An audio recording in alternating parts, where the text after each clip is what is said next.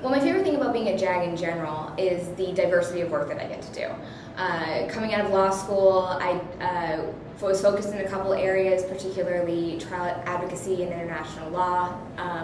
This is one of the few jobs where I might actually get to do both in the context of the same career, same employment.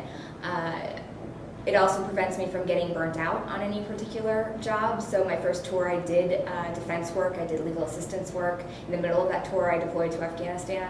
And so it gave me a whole breadth of experience just within one tour. And then transferring after 3 years or so, I now do entirely administrative work, regulatory, statutory, and that has made me a much better lawyer in other ways than my first job did, and my next job hopefully will do the same.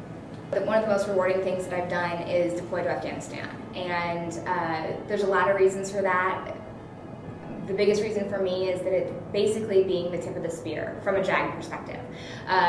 You can sit back in the United States and offer legal assistance or work in the military justice system, do any number of things that support the force, and that's very important.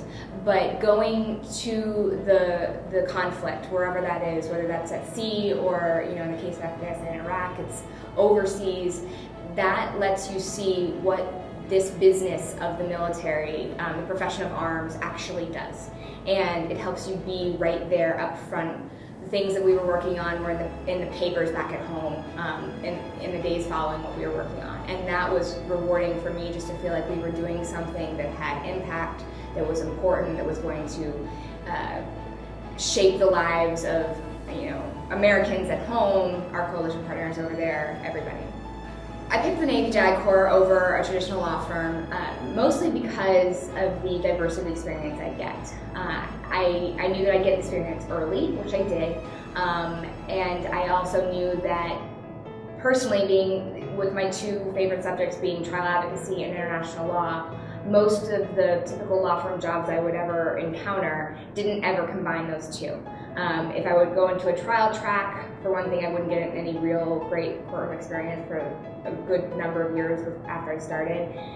International law is very hard to break into in the firm idea, firm setting, and so it was the opportunity to do the things I want to do. It was also the opportunity to go places where I never thought I'd go.